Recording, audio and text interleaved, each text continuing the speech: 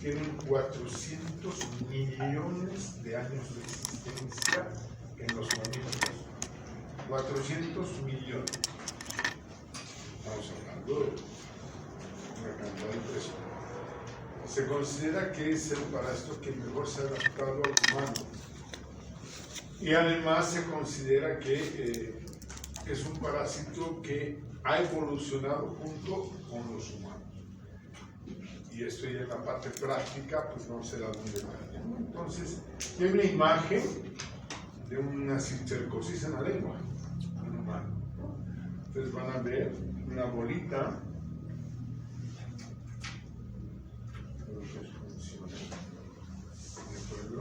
Una bolita, no funciona. Una bolita ahí, en este lugar, que es lo que, por ejemplo, puede suceder en los humanos. Y esto se ve mucho en el ganado porcino también. Pero bueno, la historia de esta enfermedad es muy particular, ¿no? Porque pues hay descripciones que vienen desde mucho antes, hace miles de años, ¿no? Estamos en unos 5.000, 6.000 años que se habla de esta enfermedad. Y ustedes ven que pues se han encontrado tenias en las momias para que tengan una idea de la antigüedad, y así paulatinamente han ido pasando, ¿no es cierto? Como en los libros, en la Biblia ya se habla de la enfermedad, no se dice cisticercos, pero sí se habla de que había unas lesiones por el consumo de cerdo. Es una de las razones porque en la religión judía se prohíbe, no consumen carne de cerdo, ¿no? Y el origen es este, porque en ese entonces el consumo de la carne de cerdo llevaba a que las personas se enfermasen, ¿no?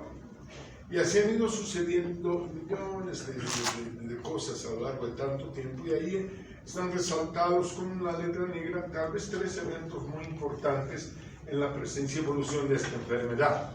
Es decir, el primer caso que se notifica en 1558, estamos hablando de hace muchísimos años, donde se dice esto sí es un cisticerco, pero no se sabe exactamente bien hasta que 100 años después recién se sabe que era un parásito, y otros 200 años después recién se describe el ciclo de la tenia sola.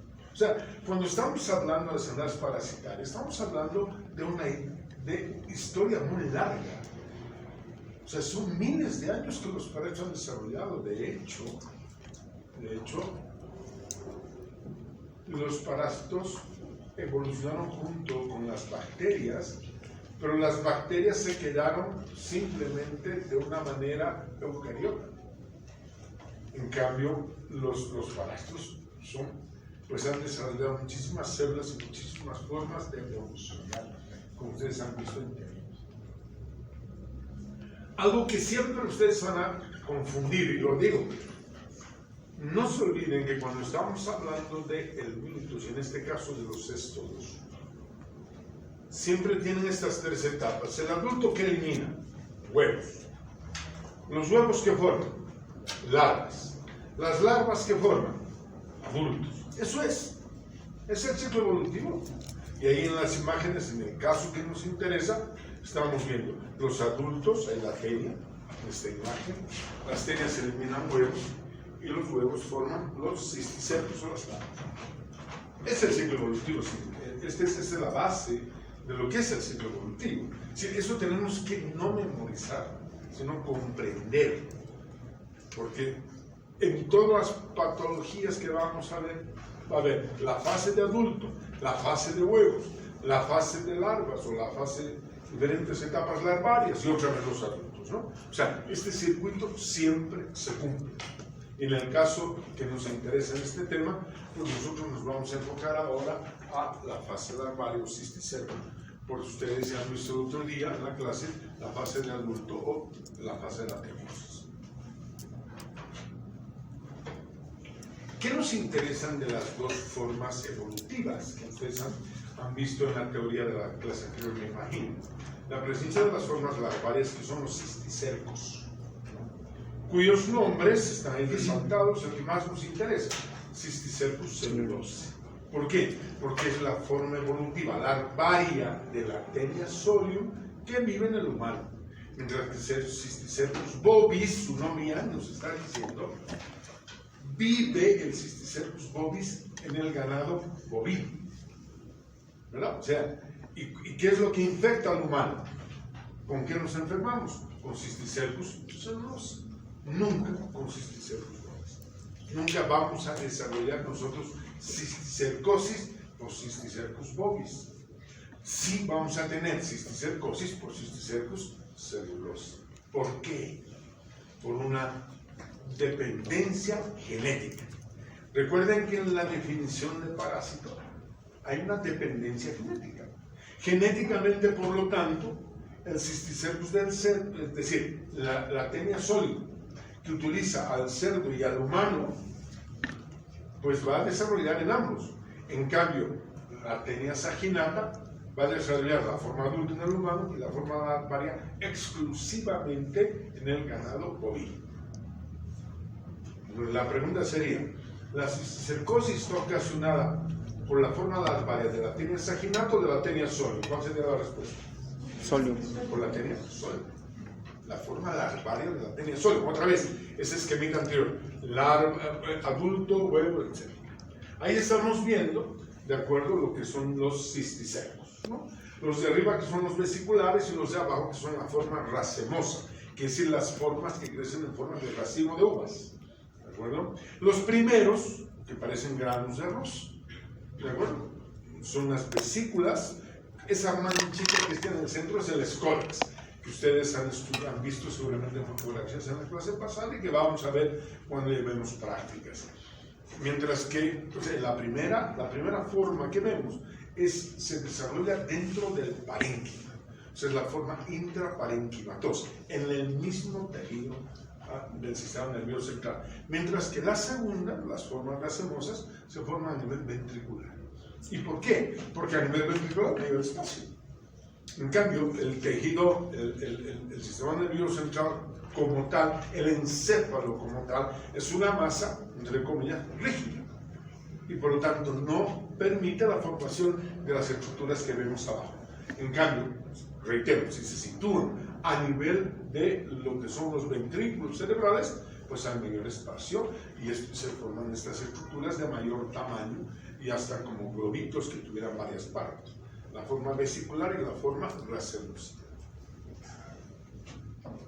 No leo las diapositivas porque sería pensar que ustedes no saben leer. Siga. El cisticerco tiene que evolucionar. Ha ingresado como huevo. El huevo, una vez que ingresa, ustedes saben bien que ingerido el huevo a través de alimentos contaminados con partículas de materia fecal, es decir, el individuo que tiene teniosis elimina huevos, ¿ve? Otra vez el esquema. El adulto que elimina huevos. ¿Qué hacen los huevos? Contaminar el ambiente, ¿verdad? Al contaminar el ambiente, pues esos huevos van a estar pues en las manos, en las verduras, en las frutas, y esos huevos, por lo tanto, nosotros los vamos a ingerir. ¿En qué? Reitero, manos, alimentos que no lavamos, comida contaminada. Vamos a ver después. Entonces esos huevitos van a penetrar, van a adherirse a la mucosa del intestino delgado y a través de los ganchitos que tienen se adhieren, secreta enzimas y ingresa a la corriente sanguínea. Y de la corriente sanguínea, estos huevos van a su hábitat. ¿No es cierto? O sea, los lugares donde tienen preferencia para vivir. Y van a encontrar lugares donde existe alimento suficiente y adecuado. O lugares, miren qué inteligente este parásito, o lugares donde el sistema inmune no va a atacarlo mucho. ¿Y dónde se va a ubicar? A nivel del sistema nervioso central, vamos a ver por qué, a nivel de la musculatura y a nivel del globo ocular. Entonces son los lugares donde preferentemente están. En grandes infecciones puede estar en otros tejidos, pero vamos a hablar de lo frecuente. Y lo más importante y frecuente es el sistema nervioso central. Por eso estas imágenes ven aquello. Entonces estamos viendo que el huevito, una vez que ingresa, comienza a desarrollar formando una cápsula, que sería la membrana cisticercal. La membrana cisticercal, al estar dentro de un tejido ricamente vascularizado, por eso se mete en el sistema nervioso central y en el músculo. ¿Por qué? Porque son los dos tejidos donde existe mucha circulación. Están altamente irrigados. Y al estar altamente irrigados hay muchos nutrientes. Muchos nutrientes. Entonces, ¿qué quiere este parásito? Nutrirse. Y a través de la membrana cisticercal van a penetrar proteínas, minerales, agua, etcétera, etcétera, para que se forme en su interior el escólex. ¿De acuerdo? ¿Cuál sería la siguiente etapa? Natural. ¿No? Que una vez que este parásito no continúa, o digamos, no continúa el ciclo, pues comienza a degenerar. Y la degeneración comienza a formar, ya no, esa bolita no comienza a degenerar, es la etapa coloidal. ¿Qué quiere decir? Que el líquido cisticercal, porque el cisticerco tiene la membrana cisticercal y el líquido cisticercal. Y dentro de ellos está el escólex, lo que va a dar origen a la tenia adulta. Pero si no continúa su ciclo, comienza a morir. Como toda forma larvaria que estudiamos. Pues unos larvas tienen que terminar en adultos. Recuerden, otra vez, adulto, huevo, larva, adulto. Pero si no termina de adulto, pues se muere. Degenera y se forma la forma coloidal. ¿Qué quiere decir? Que todo el líquido se vuelve ya como una masa gelatinosa. ¿De acuerdo? O sea, está degenerando, está muriendo. Y luego pasa a granularse. O sea, ya es una estructura que ya no tiene parecido ni con aquello ni con aquello. Está granulando y termina calcificándose. Es decir, donde está el cisticerco se depositan sales de calcio. ¿Verdad? Y esto es interesante porque en muchos pacientes cuando le pedimos una radiografía de cráneo, nos sorprendemos porque tiene calcificaciones. Es decir, realmente él tuvo unos problemas hace tiempo. ¿En qué tiempo evoluciona? No podemos definir. Depende de varias características que vamos a ver. De estas 4 etapas hay 2 que son fundamentales y que serían responsables directos de la neurocisticercosis, que son la fase vesicular y la fase coloidal, que serían las 2 etapas por las cuales el individuo presenta patología. Si en algún momento hay un término que utilice y no lo entienden, por favor, párenme. Levanten la mano y digan qué quiere decir eso. Porque me es muy difícil a momentos pues, utilizar un lenguaje no médico. Estoy haciendo todo lo posible por utilizar un lenguaje relativamente sencillo. Pero si no se entiende, pues me dicen que pare y repito o le doy el tiempo. Muy rápidamente un repaso del ciclo evolutivo, ¿no? Otra vez, la forma adulta va a eliminar huevos. Los huevos van a formar larvas. Las larvas van a formar adultos. Otra vez la misma historia. Como ustedes saben bien, nada más un caso que tenemos a los hospedero. ¿Por qué es hospedero definitivo el humano? ¿Por qué es hospedero definitivo el humano? ¿Quién quiere responder? Porque el parásito al llegar al humano es donde genera su forma adulta. Bien, ¿y qué más? El humano también tiene su reproducción. Porque en el humano está la forma adulta con capacidad de reproducción. Perfecto. Ese es hospedero definitivo siempre en cualquier patología. El hospedero definitivo, donde está el adulto con capacidad de reproducción, ¿no? ¿Y cómo se reproduce? Pues ustedes ya han estudiado, ¿no? Se reproduce porque es un ser hermafrodita. ¿Qué quiere decir eso? ¿Quién sabe? De Hermes y Afrodita, miren. Del dios Hermes y la diosa Afrodita. Pues se llama hermafrodita. ¿Usted quiere decir eso? ¿Alguien quiere levantar la mano? Ambos sexos en una proglotia, ¿no? Entonces, dentro de la proglotia se produce la fecundación. Y pues ¿qué va a eliminar? Huevos, ¿no es cierto? Porque hay óvulos y espermatozoides. Es una misma proglotia. Hay fecundación y se eliminan los huevos. Entonces, los huevos eliminados, hay una condición epidemiológica fundamental para que continúe el problema, que es el fecalismo. ¿Qué significa esta palabra? ¿Qué significa la palabra fecalismo? ¿Nadie? Cuando el ser humano hace sus necesidades en el ¿Defeca? medio ambiente. La presencia de materia fecal, humana o animal, en el medio ambiente, eso es fecalismo. En el caso que nos interesa es la presencia de materia fecal humana en el ambiente, ¿no? Oye, tú vas por La Paz y encuentras cacas humanas por muchos lugares, ¿o no? ¿O no? Sí, ¿no? Y si pisas es que te trae suerte. Yo te digo, no, después de una pisada tienes que caminar desconsultado hasta encontrar un lugar donde ir las manos. ¿Y qué ha pasado? Que hasta el que pisa disemina esa materia fecal. ¿Y qué va a pasar con esa materia fecal que contiene huevos? Se va a secar por la actividad solar, pero los huevos son altamente resistentes y esos huevos por lo tanto se mezclan con la tierra y el polvo. Cuando hay un viento, ¿qué pasa? Vuelve. Se levanta, ¿no? ¿Y dónde cae? Las comidas que están al aire libre, ¿no? ¿Y qué hacemos nosotros? Pues nos iremos a comer una cosa que tiene partículas de materia fecal, ya está. Entonces, por el fecalismo, que es un elemento epidemiológico, el resultado es que vamos a ingerir huevos. Y esos huevos van a desarrollar en nosotros. ¿Qué es lo que van a formar en nosotros? ¿Qué se va a formar en nosotros? Los huevos. Bien, ¿cierto? Y si lo ingerimos nosotros son cisticercos. Y si ingieren los cerdos también se llama cisticercosis. Hay la cisticercosis humana y la cisticercosis porcina. ¿Verdad? Ahí estamos claros, ¿no? Entonces, ¿cuál es la siguiente etapa de los cisticercos? Bueno, nosotros, por lo tanto, nosotros lo llamamos, así como aquel llamado definitivo, este es el intermediario. Nosotros lo llamamos intermediario accidental. ¿Por qué? ¿Quién quiere responder? Usted. Porque se interrumpe el ciclo biológico de... ¿Y por qué se interrumpe? Porque ya no va a desarrollar más. ¿Pero por qué? ¿Qué tendría que pasar para que continúe el ciclo?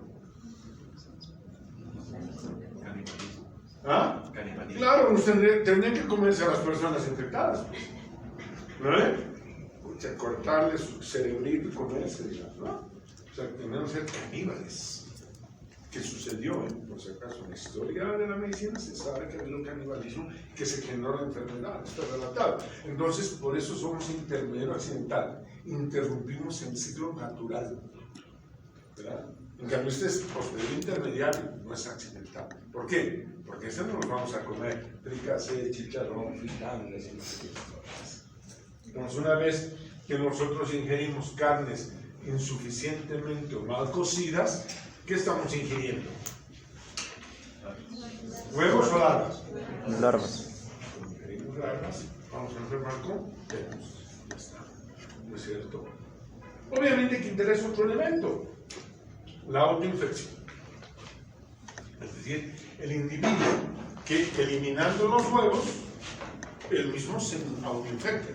¿Por qué se daría ese fenómeno? ¿Por qué se puede autoinfectar una persona? ¿A través de qué mecanismo? Alguien que levante su mano, porque cuando habla entre todos, no sé si. Nadie.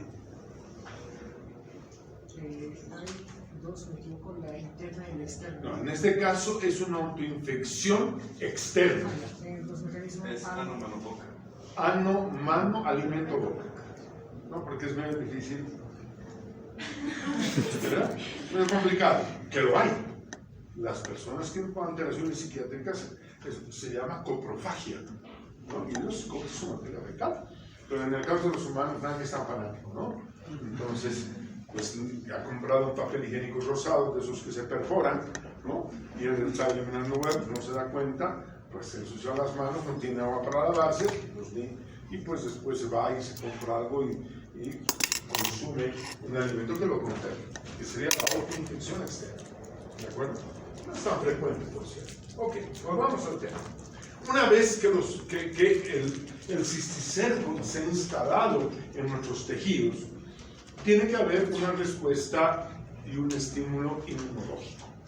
Les decía que las dos principales fases que generan la enfermedad es la fase coloidal y la fase glandular.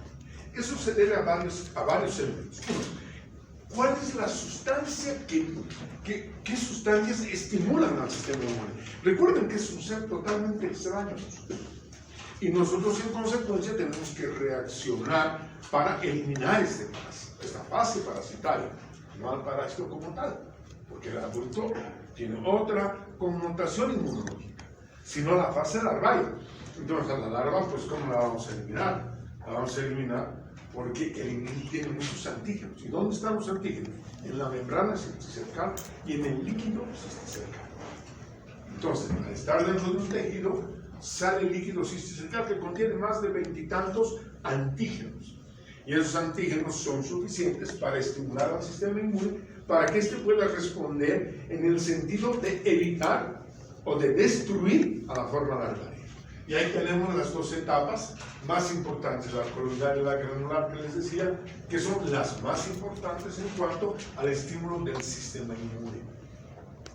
En el primer caso, hay una gran reacción inflamatoria que vamos a ver en fotografías, ¿de acuerdo? Y se producen muchas células. Ustedes ya han debido ver que han estudiado cuando les han dado la clase de bases de la inmunología, ¿no?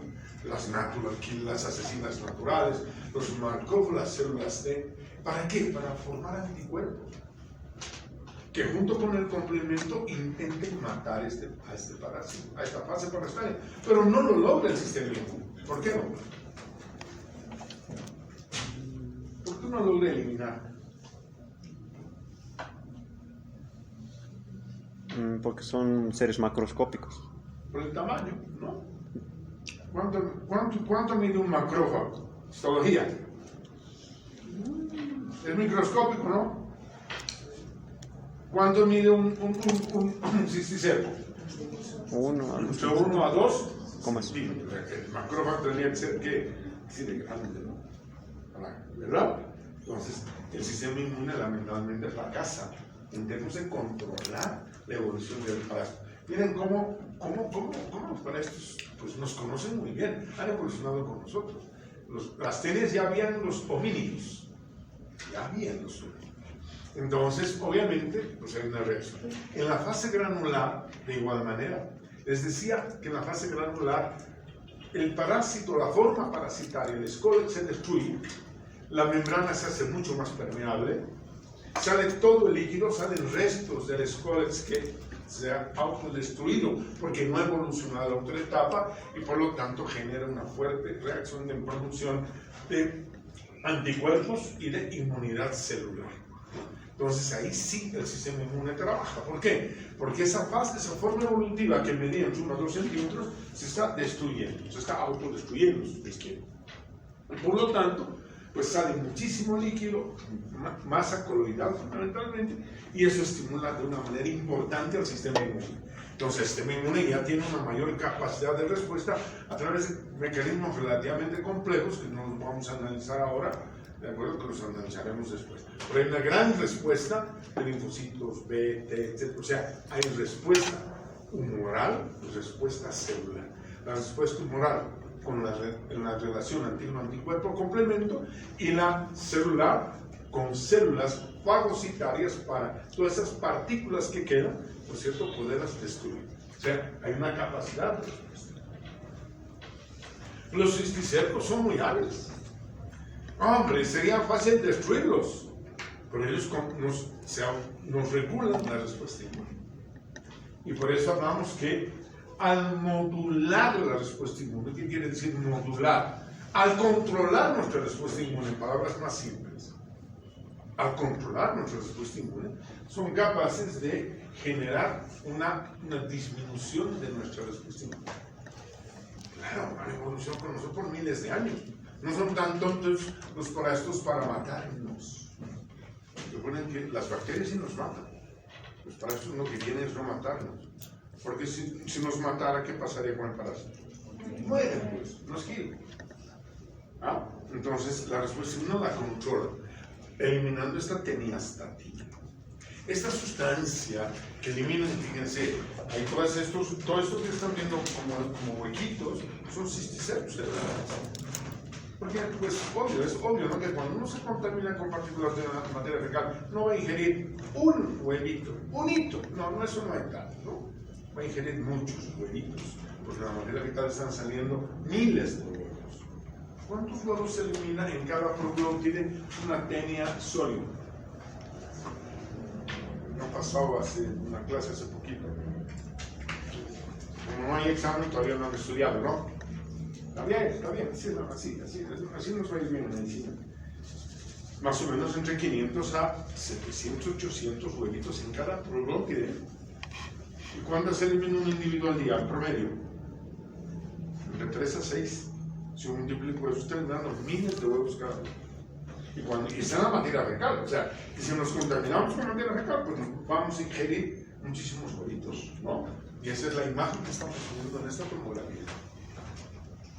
Entonces, ¿qué hace el parásito? No, él no dice, bueno, a mí que yo voy a morir. Va a morir porque él decide morir. La forma larvaria decide, autorregula su vida. Entonces, pero hasta llegar, porque ¿qué está esperando la larva? Que alguien ingiera a la forma larvaria para formar el adulto en el ciclo natural. Que alguien ingiera la carne de cerdo, en lo que nosotros vemos, para formar el adulto. Como nadie va a comer nuestro cerebro, va a morir. Pero hasta que muera va a controlarnos, de verdad. Y va a evitar la formación de complemento. El complemento es clave en la relación antígeno-anticuerpo complemento para destruir aquello que es extraño a nosotros. ¿Verdad? Después, ¿qué hace? Inhibe la migración de linfocitos. Es decir, cuantos menos linfocitos lleguen aquí, hay menor posibilidad de que se eliminen, de que se formen anticuerpos y que se formen células destructoras, las natural killer cells o las células asesinas. Y por lo tanto disminuyen la formación de interleucinas. Las interleucinas son un grupo de sustancias que regulan la respuesta inmune. Algunas incrementan mayor respuesta inmune, otras menor respuesta inmune. Pero este parásito se ocupa de bloquear aquello que estimula la formación de clones de linfocitos, tanto T cuanto B, es decir, evitar la formación de células que puedan generar mayor número de anticuerpos para el hecho de la parásito. Eso se llama la inmunomodulación, el control de la respuesta inmune. Eso va a significar que se reprime la inmunidad y que por lo tanto la reacción inflamatoria se va a alterar como un mecanismo natural de defensa en nosotros. O sea, el parásito, por lo tanto, no es un ser que ingresa y espera morir, no. El pelea hace todo lo posible por mantenerse vivo. El parásito instalado en el sistema nervioso central, pues va a desarrollar lo que llamamos acción patógena. ¿Qué quiere decir la palabra patos? Enfermedad. ¿Quiere decir qué? Patos, P-A-T-H-O-S. Enfermedad. Patogenia. Causa de la enfermedad. Génesis. ¿Qué es génesis? Origen, ¿vale?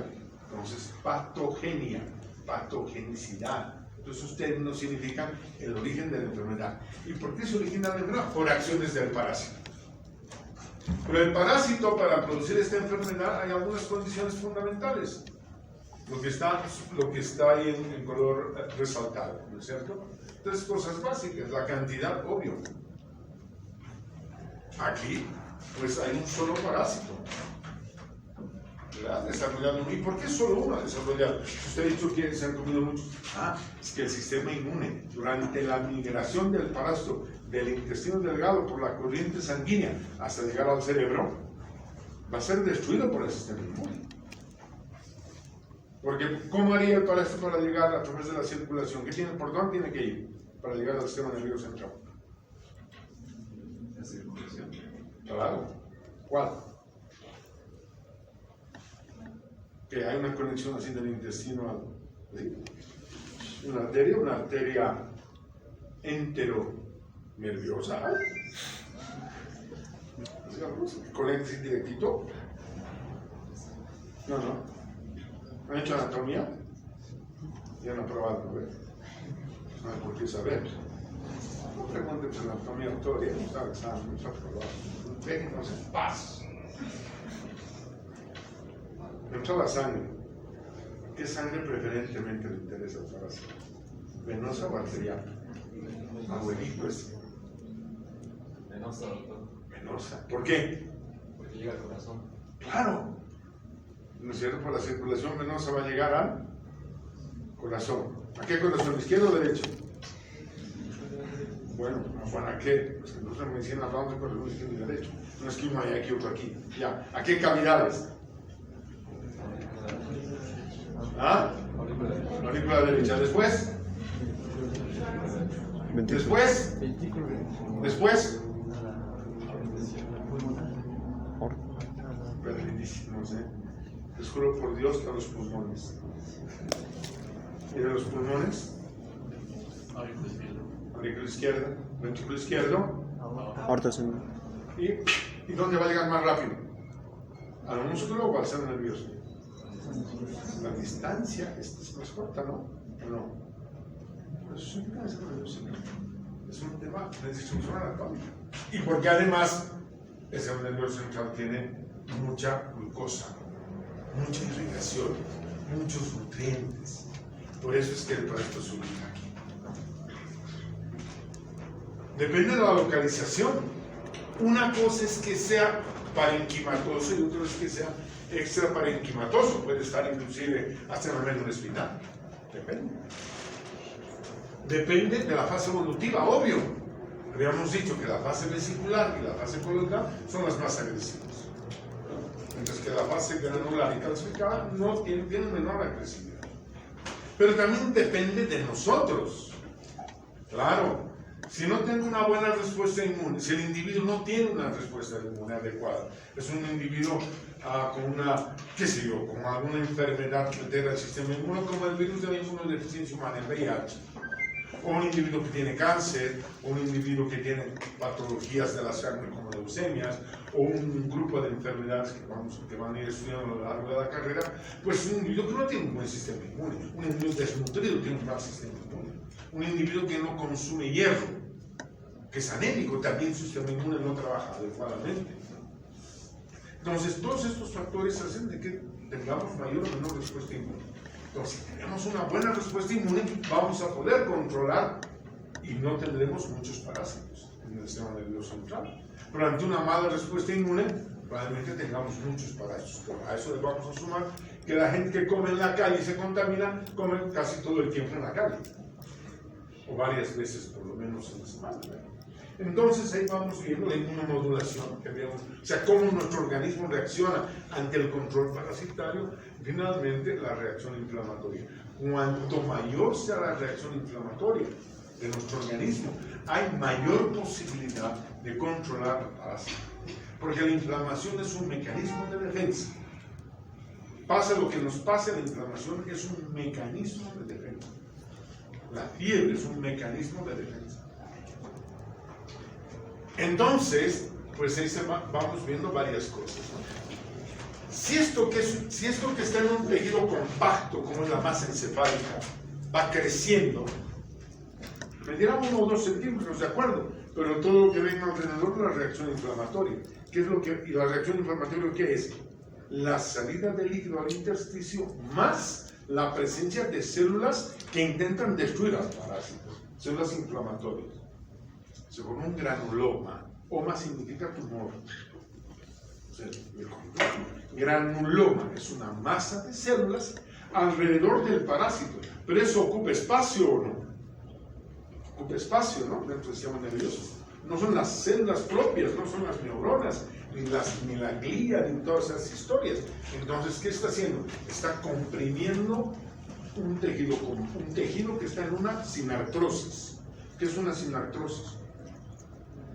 Una articulación. ¿Ah? No es una articulación. ¿No es así? Articulación, movimiento, sí. Y acá se mueve, sí. Así temporal, se desplaza. ¿Sí? La caja encefálica es una sinartrosis. Por lo menos en mis tiempos, ¿sigue?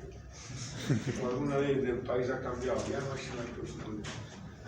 Entonces está produciendo una acción de compresión, porque además está saliendo líquido al intersticio, plasma en otras palabras. O sea, el mayor número de líquido dentro del sistema nervioso que está dentro de una sinartrosis. ¿De acuerdo? Entonces hay mayor presión intracraneana. Hay una acción tóxica, ¿por qué? Porque los productos que eliminan de líquido cisterciano son tóxicos y se produce un granuloma inflamatorio con un edema cerebral. ¿Qué quiere decir la palabra edema? Ustedes no preguntan nada, yo podría dar esta clase, ustedes pasarían nomás. ¿Qué me edema? No entiendo. Pero anoto, memorizo. ¿Qué es? No sé. ¿Qué es el edema? Acabo de decir. Es una inflamación, es un exceso de líquido intersticial en los tejidos. Eso. Ante todo ser extraño, ¿cómo reacciona nuestro organismo? Una reacción inflamatoria, ¿qué significa esa? Esa salida de líquido del intersticio. ¿Alguna vez han dolado el tobillo? Bailando, obviamente, porque deporte como que no le hacemos mucho, ¿no? ¿Y se ha hinchado su tobillo? No. Se ha edematizado. Ahí se ha hinchado. En lenguaje común, lenguaje médico, edematizado. ¿Por qué? Porque al doblar el tobillo se produce una reacción inflamatoria y hace que salga líquido del intersticio. Y el tobillo lo que se hace, aumenta de volumen. El edema es un aumento de volumen por presencia de líquido, de plasma en el intersticio. Me imagino que estoy hablando con palabras que han llevado en estos días. ¿Todo eso a qué va a llevar? Va a llevar al síndrome de hipertensión endocraniana. A ver, hay que pensar. Cada una de estas palabras tiene un significado. ¿Qué quiere decir la palabra síndrome? Han llevado en la segunda clase general de datos, me imagino. ¿Quién sabe? Síndrome, ¿qué es un síndrome?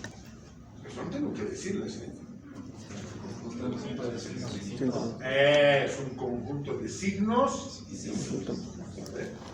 Si el paciente te dice, me duele la cabeza, ¿es un signo o un síntoma? Es un síntoma. Y si él dice, doctor, se ha hinchado mi mano, ¿qué es? Signo. Agarra, lo que es signo y lo que es signo.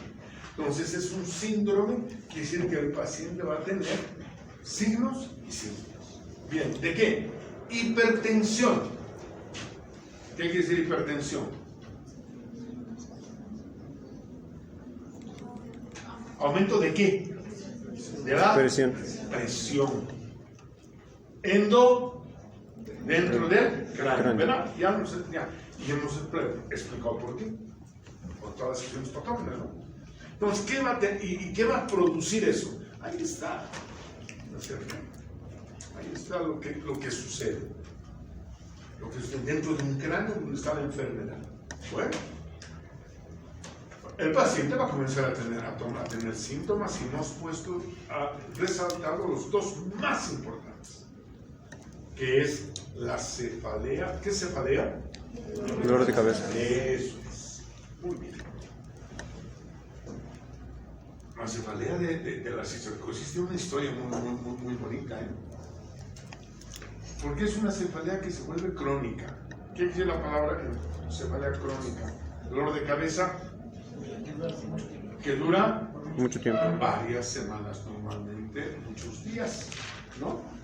¿Y por qué? Porque ahí adentro hay una reacción inflamatoria, ¿verdad?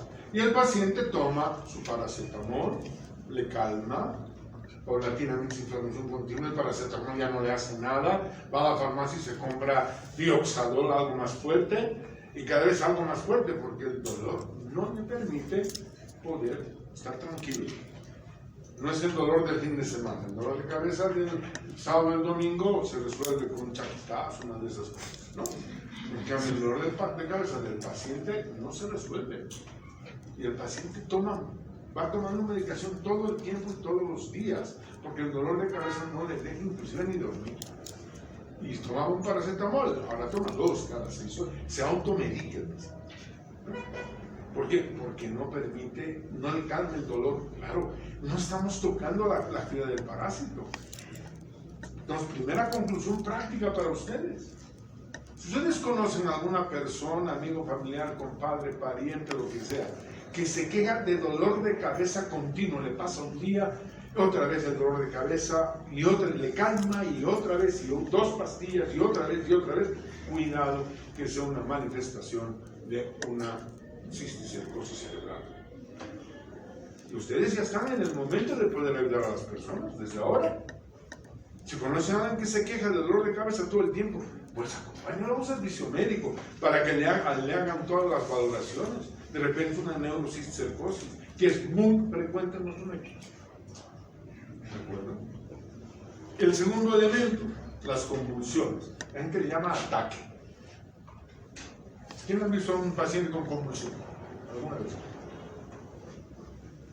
¿Tú has visto? ¿Quieres hablar fuerte? ¿Cómo fue lo que viste? Fuerte. Para que te escuchen hasta atrás. Era una chica que estaba parada y de la nada se ha botado al piso y en el piso ha empezado a convulsionar, a moverse así como loquita. Muy bien, como lo quita, correcto. Está muy bien. Primero pierden la conciencia. Se llama lipotimia. ¿No es cierto? Caen y comienzan a ver contracciones tónico-clónicas de los haces musculares. ¿Por qué? Porque los cisticercos están ubicados en el córtex. ¿Recuerdan anatomía? No. ¿Histología? ¿Qué hay en el córtex? En mis tiempos, por lo menos, no sé si ha cambiado. Los centros motores, ¿no? ¿Sigue? ¿Sigue estando? O se estira. Los centros motores. ¿Verdad? Hay una reacción inflamatoria en el córtex cerebral. Entonces comienzan a funcionar las convulsiones de las piernas, de la cara, ¿no es cierto? Le dan un ataque, ¿verdad? Eso se llama una convulsión epileptiforme. Ya no se llama de epilepsia, de convulsión epileptiforme. Una de las primeras causas de convulsión en nuestro medio es la neurocisticercosis. Y si la gente se desmaya cada vez, ya vamos pensando, eso no es normal. Hay que comenzar a investigar el por qué pierde la conciencia con tanta rapidez. Y después aparecen otras cosas, ya más complejas. Pero a mí me interesa que se les queden ideas claves. No me interesa, lo otro vamos a ir a ver. Ya una vez en la fase crónica de la infección, y han pasado pues hasta años, como vemos ahí, un periodo de incubación que puede ser larguísimo, ya en la forma parenquimatosa, ¿no? Que es el más famoso, el síndrome epileptiforme, la convulsiones epileptiforme. No es que el individuo se infecta y le da convulsión, no, tiene que haber un proceso de destrucción celular y un proceso de alteración de la bioquímica de las neuronas. Y comienzan a ver las convulsiones epileptiformes. ¿De acuerdo? Ahí vamos viendo en qué edad es más frecuente. Qué interesante, ¿no? ¿Y por qué creen que en esa edad es más frecuente, entre los 20 y 40?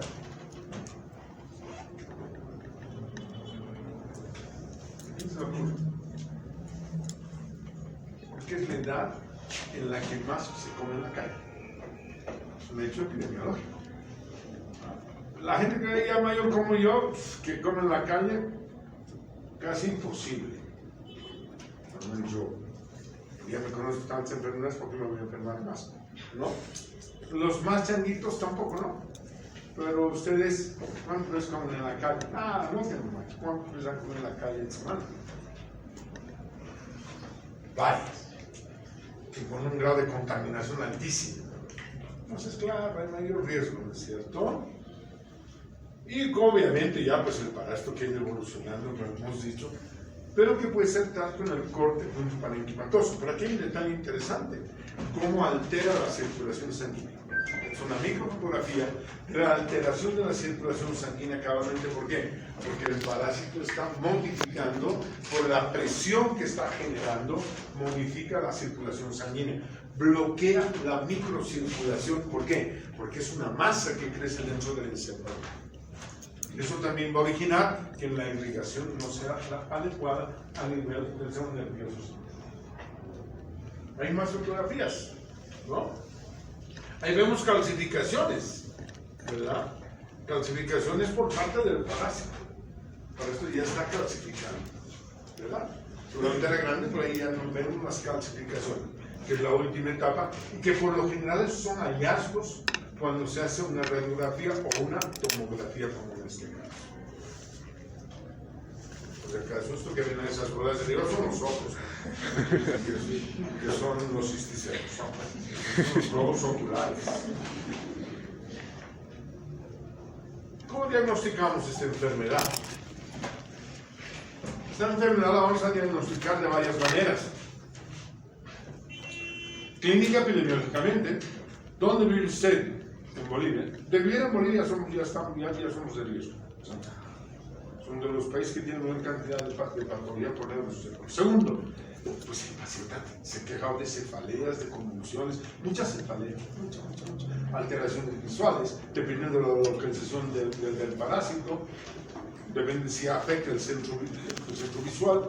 Es un paciente que pierde muy rápidamente la agudeza visual, no se puede decir, la agudeza visual en muy corto tiempo, y otras cosas que van a aprender en neurología, que no me interesa entrar en detalle. Y podemos hacer neuroimágenes, ¿de acuerdo? Y la que ya ven es una resonancia magnética, ¿de acuerdo?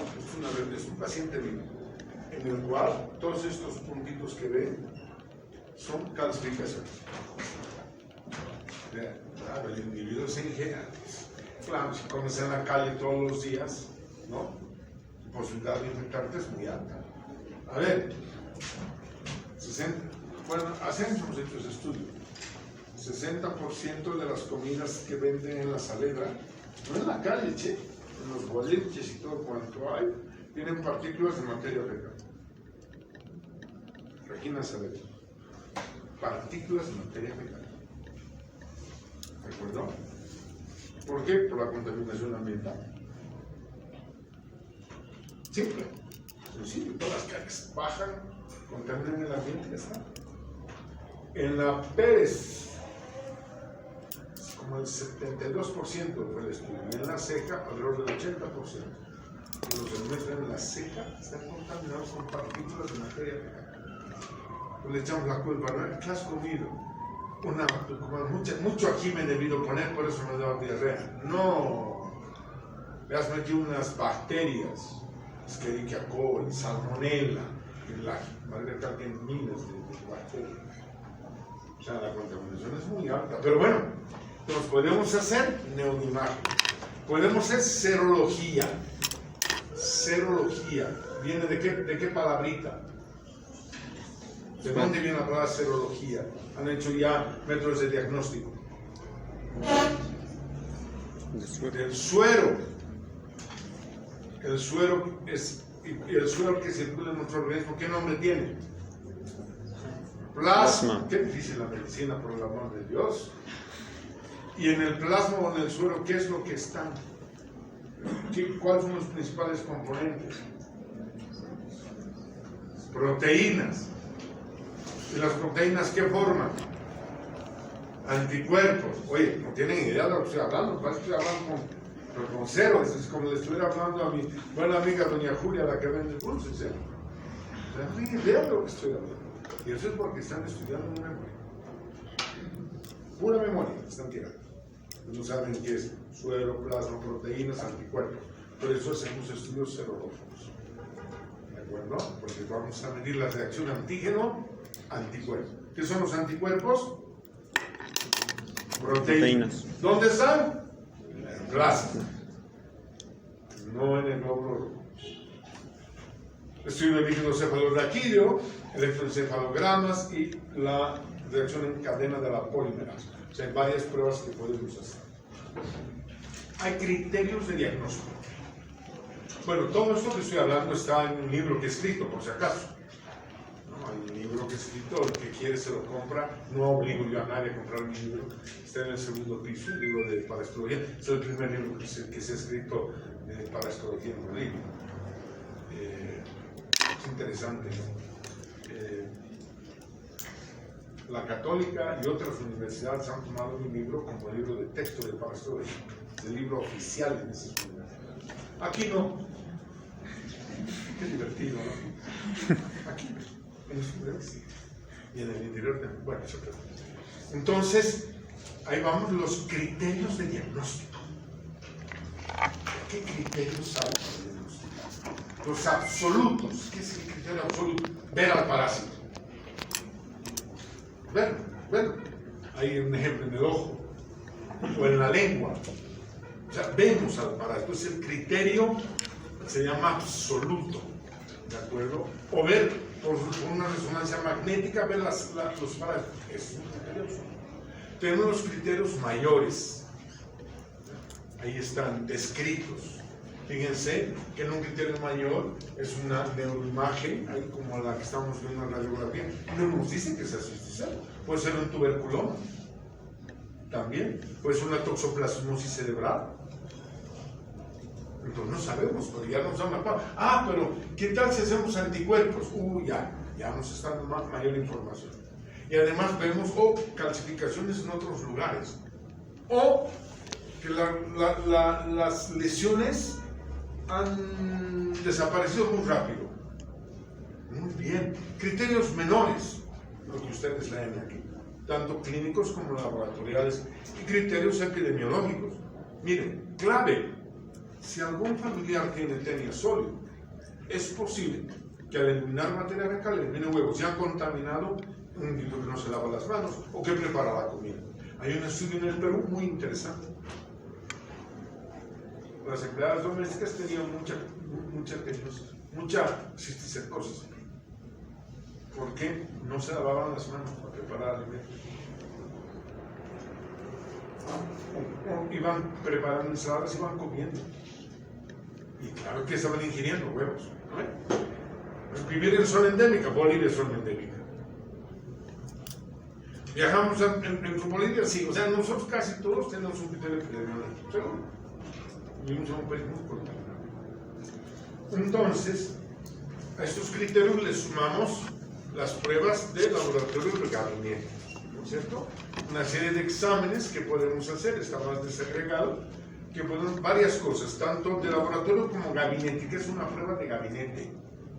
Una retinoscopía, una ecografía, se está haciendo dentro de un gabinete, le llamamos gabinete, ¿verdad? No es una prueba de sangre, son pruebas de laboratorio, pruebas de gabinete.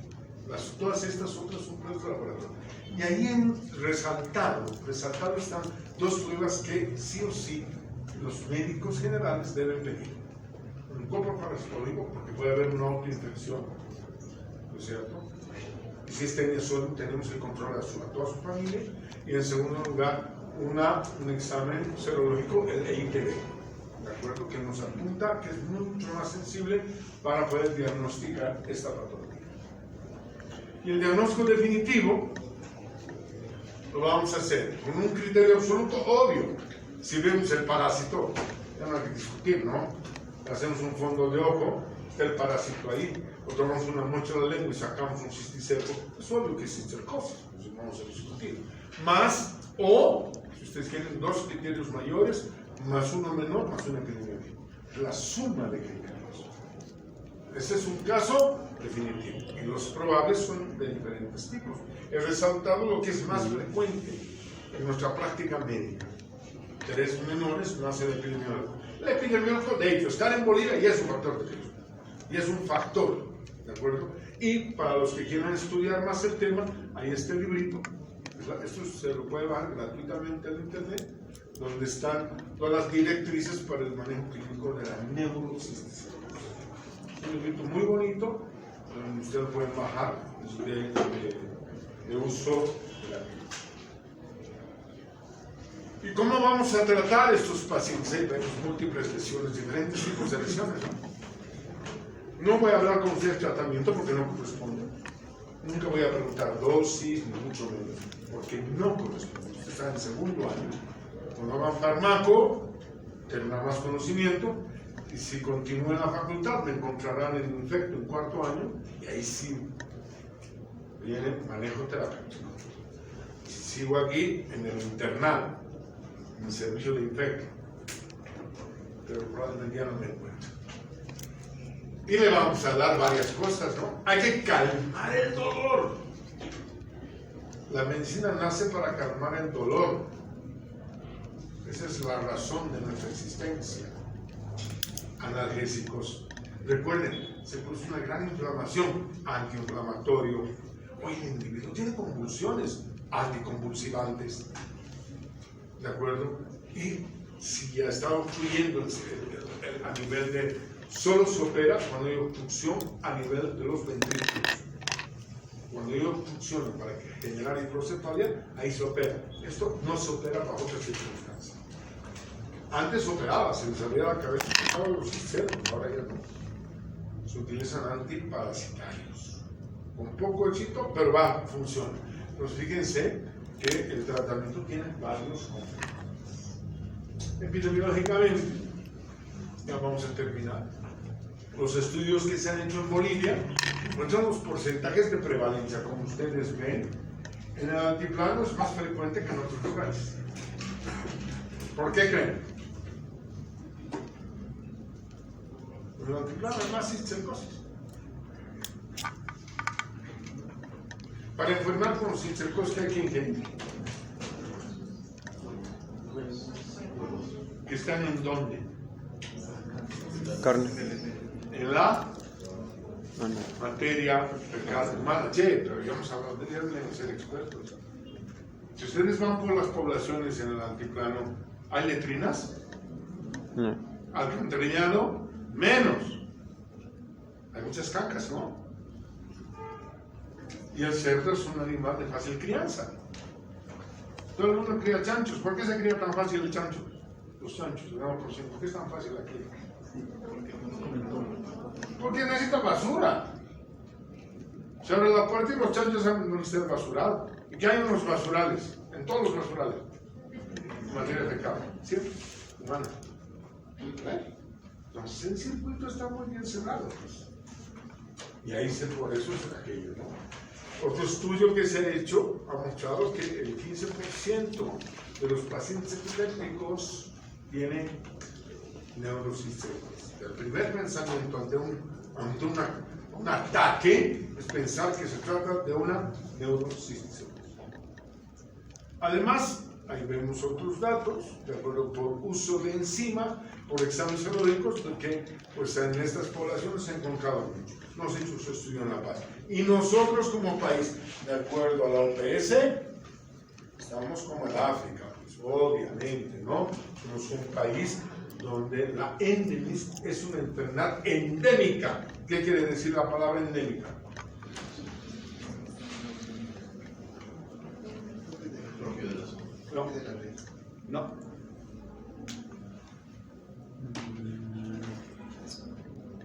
Ni idea. Y no me hubieran preguntado tampoco. Total, se ha dicho endémica, no memorizaré. Es una enfermedad endémica. Endémica. Toda la vida endémica. ¿Qué es? No importa, pero sex endémico. Es una enfermedad que se la puede adquirir a lo largo de cualquier temperatura, cualquier periodo de la vida. Son enfermedades endémicas. No le interesa la estacionalidad ni la temperatura. Es una enfermedad endémica que podemos enfermar del 1 al 31 de diciembre. Del 1 de enero al 31 de diciembre. Se llama endémica. Es una enfermedad endémica. Está siempre en el mundo. Somos de los países endémicos. ¿Por qué pongo estas imágenes? Aquí es lo río abajo. Piensa.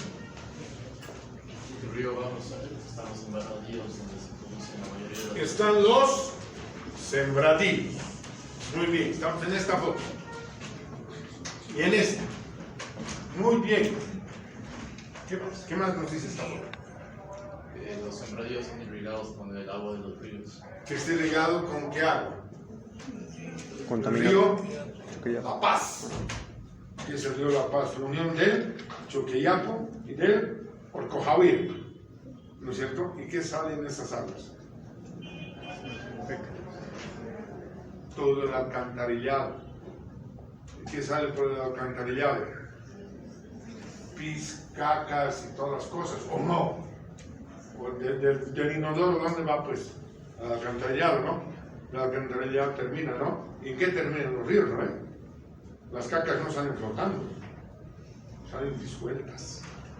Y esta agua sirve para irrigar, porque en río abajo no hay fuentes de agua propias, para irrigar los productos que crecen y se venden en el mercado. Toda la verdura que llega está contaminada con partículas de materia fecal. Toda. Porque no hay ninguna planta, no hay planes de tratamiento. Vayan ustedes hasta el río, no hay planes de tratamiento. Entonces son cacas y pises y vayan a saber basura y todo se contamina. Esta es la razón fundamental para que exista tanta industria. sus casas, ¿cómo preparan la ensalada con lechuga? No preparan, unos más caros. No comemos lechuga, doctor.